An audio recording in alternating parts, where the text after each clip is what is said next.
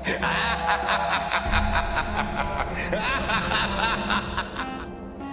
up, Titans? Welcome back to another episode of Titan Sports, Halloween edition. I'm Ashley Anselin, and next to me I have the cutest pumpkin, Chloe Abbott. Hello everyone, we're so excited to keep you up to date on all things Titan Sports. Ashling, we have a lot to get to today, but first, let's discuss these costumes. Okay, so you know that I stay loyal, and that's fine, I know, but listen, loyalty. No, it's cute. You're a baseball player, it's cute. Me, on the other hand, I'm a champion. I mean, 9-time champion, whatever. You know what I mean? Whatever, it's cool. Okay, we get it. No, it's honestly, like, I just have a lot of sympathy for you. Like, it has to be hard losing at home 2 years in a row. Like, it's fine, it's okay. Okay. I knew that when I got in today, I was gonna get grilled. Okay.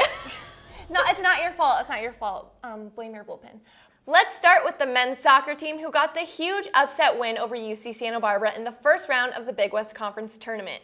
The Titans defeated the Gauchos 5-3 in a penalty shootout after the two teams were tied 1-1 after double overtime. Christian Pinzone scored the lone goal in regulation for Fullerton, while Samuel Goney scored the 5th goal in the shootout. The Titans advanced to play at UC Riverside in the Big West semifinals on Saturday, November 3rd. The Titans cross-country team is advancing to the NCAA regionals after the women placed second and the men placed third at the Big West Championships. The Fullerton women will enter regionals as a 12th ranked team in the West, thanks in part to Samantha Huerta's second place individual finish. The women had their best performance at the conference championship in program history, while Samuel Pimentel led the men, finishing 12th individually. These accolades would not be possible without the unbelievable coaching of John Alders. Alders is in his 31st season with the cross-country team and the track and field team. We sent our very own Amanda Garcia to get the inside spook with John Alders. If you were to ask head coach John Alders 31 years ago what he would be doing today, coaching the Fullerton cross-country team would not have been his answer. Yeah, it's interesting because my plan was to become a high school math teacher. So when I was assistant coaching, I was just doing the coaching for fun, while I was finishing up, my degree and then my credential and all that stuff. So I wasn't really thinking of coaching as a, potential career.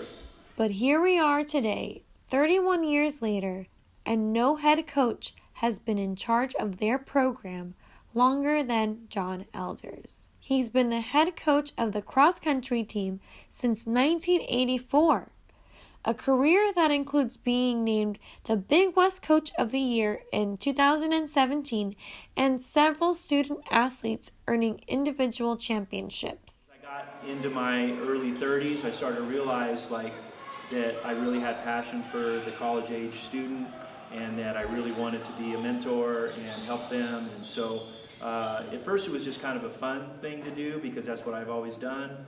But then eventually I started to realize this is really what I want to do. Alders first came to Fullerton as a student from Saddleback College.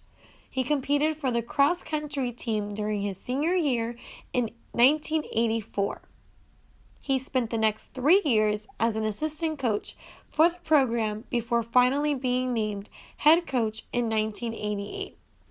And it's changed. I've gone through different, in 31 years, I've gone through different generations. This generation is much different than, the previous generation. So I've had to, adapt. And one of the biggest lessons Coach Alders wants to teach his runners is the use of the acronym TEAM, which stands for Together Everyone Achieves More.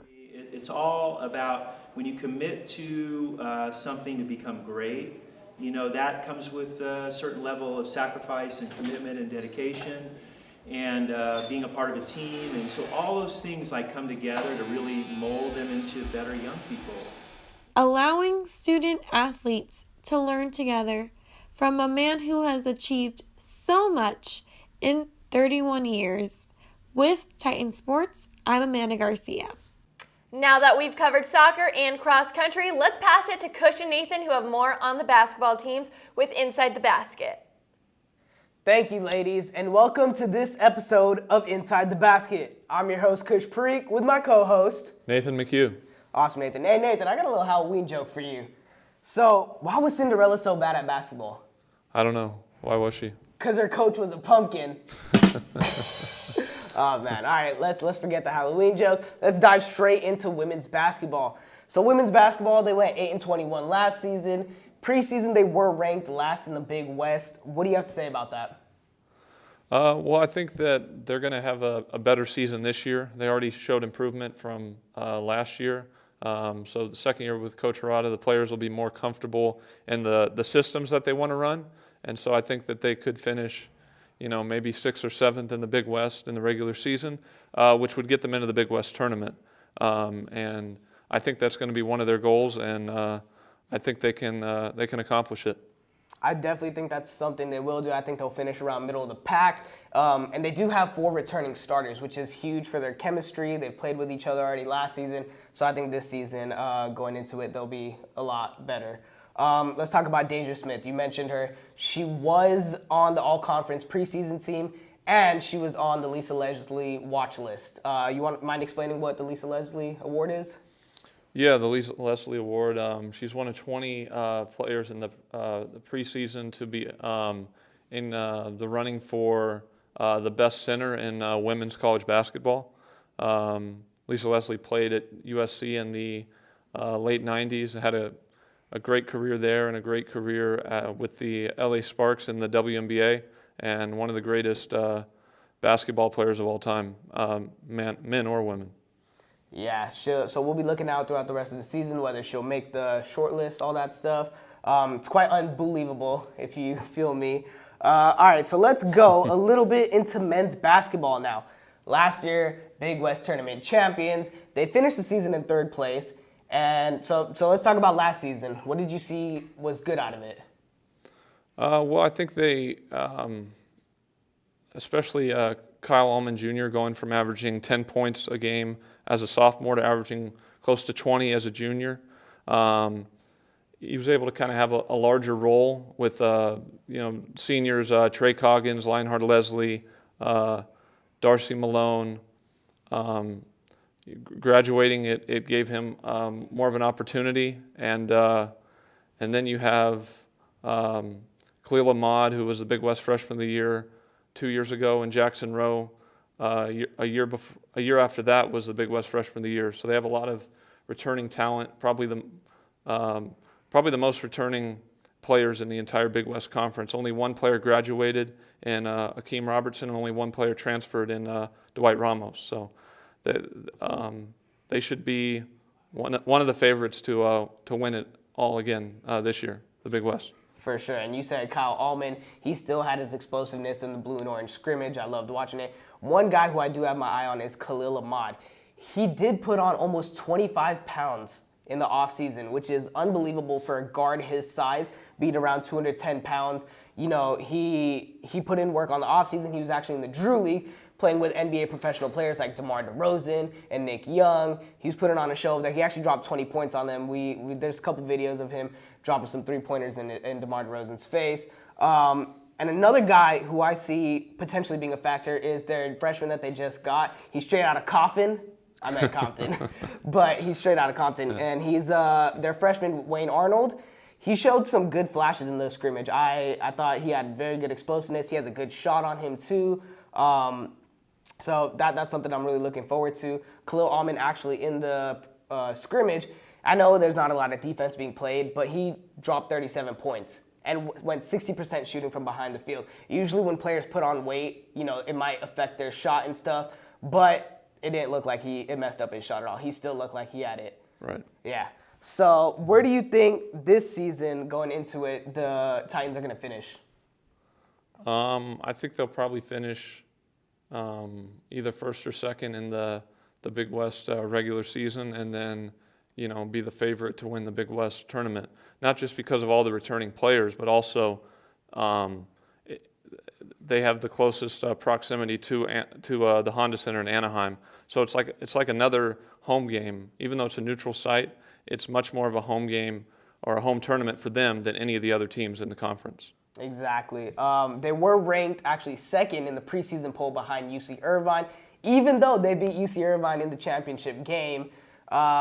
So we'll see how that works out. I do agree that they will finish top of the pack, 1 or 2, and I do think they will finish as tournament champions again, just because they do have 4 returning starters as well. They have Jackson Rowe, Kyle Allman, Khalil Ahmad, and Austin Awishika, whose defensive presence is out there and I think goes very underrated. So we'll see how the season pans out. Do you have anything else you want to say regarding the teams? Well, it'll be interesting to see how the men's basketball team handles being the hunted as opposed to being the hunter. I mean, they kind of were last year anyway because they were picked to finish third in the Big West. But now, since they won the Big West, how can they handle the pressure of everybody playing the best against them? You know, they can't really take any games off, even if they're playing the worst team in the Big West or an opponent in the non-conference that they think they could beat easily just by, walking out on the court and just playing with the talent they have. They're going to have to learn even more kind of what it's like to kind of play with the expectations and also with teams wanting to be the team to beat the reigning Big West champions. For sure. So that will be a lot of pressure they have this upcoming season, but I think they'll do good because they're usually under pressure and they handle it with a great deal. Well, that's all we have for this episode of Inside the Basket. I'm your host again, Kush Parikh with Nathan McHugh. Back to you ladies at the desk. Women's tennis went down to San Diego to compete in the ITA West Regionals. It was a rocky start for the Titans as they dropped their matches the first day, taking them away from the main draw. The next day, Casey Lee Emery earned the first win for the Titans in single play, as well as grabbing a second win on Saturday. I got a special chance to chat with some of the athletes on the tennis team for this edition of Get to Know Your Titans. Check it out. What's your name and your hometown? Carla Portalatin from Dominican Republic, Santo Domingo, Dominican Republic. Sarah Nuno, and I'm from Sylmar, California. Genevieve Zidane, I'm from Taiwan. What's your favorite ice cream flavor? Ice cream, I like mint and Rocky Road. Ube from Guilty. Lines and cream from Baskin Robbins. But I do love more Cold Stone. Who's your celebrity crush? I don't know, Tom Hardy? Leonardo DiCaprio. Taylor Lautner. Your favorite fast food restaurant? Fast food, anything Mexican food. In-N-Out. In-N-Out. If you could have dinner with any one person ever, dead or alive, who would it be? Rafael Nadal. Marlon Brando. Let's go with Serena Williams. You aren't playing tennis, you are... I watch movies. Watching a movie or a TV show? Studying or watching TV. What are you going to be for Halloween this year? Oh, so in the morning for my internship, I'm going to be a minion, but we're dressing up for practice, and I'm going to be Wonder Woman. As a minion as well. A giraffe. This has been another edition of Get to Know Your Titans. I'm Chloe Abbott with Titan Sports. Back to you guys at the desk. Who wouldn't like Tom Hardy? He's scary handsome. I mean, those arms though. All right, up next we have Nylene Garcia with the games you missed in the last couple weeks. Thanks, ladies. Welcome to In Case You Missed It, where there will be no tricks in this segment, only treats. Let's get this party started. Women's soccer had a 1-1 double overtime draw on their senior night. They finished the season off with a 2-1 win against Hawaii. Both seniors, Nana Oranos and junior Atlanta Primus, were named to the all-conference first team. Thrilling on over to women's volleyball, they dropped their last 2 games against Hawaii and UC Riverside, 3-0 and 3-2 respectively. On to the slimy green.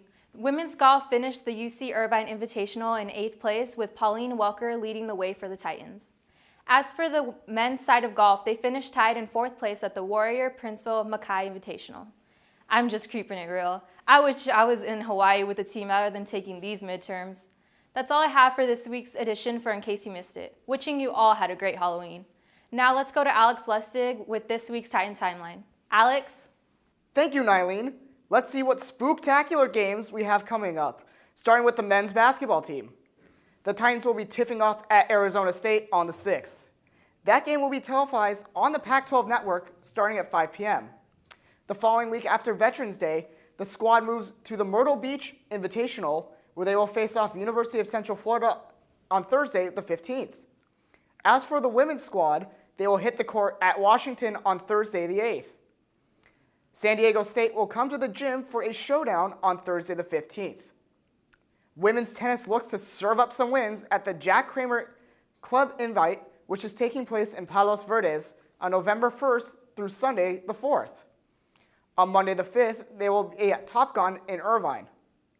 Following that, the team goes on a 3-day trip to the CSUN Matador Invitational in Northridge from Friday the 9th to Sunday the 11th. That is a skeleton of games they have going on. As for the volleyball team, they have a booming 5-game homestand on the hardwood against UC Davis, UCI, Cal State Northridge, Long Beach State, and the final game against California Baptist. I really don't want to sugarcoat anything, but I think that senior night should be pretty sweet. That's all for this week's Titan Timeline. Let's send it back to Aisling and Chloe behind the desk. Thanks, Alex. Well, Chloe, I think we really knocked this episode out of the park. Of course we did. Grand slams all around. Well, that's all we have for you guys today. Thanks for tuning in to our spooky 4th episode. You can catch our past episodes and game highlight packages on our Titan Sports YouTube channel. Be sure to like, comment, and subscribe. And be sure to follow us on Twitter and Instagram at CSUF Titan Sports and like us on Facebook to stay connected with us. On behalf of Titan Sports, I'm Chloe Abbott. And I'm Aisling Anselin. Remember to keep those tusks up, Titans, and we'll see you guys next time.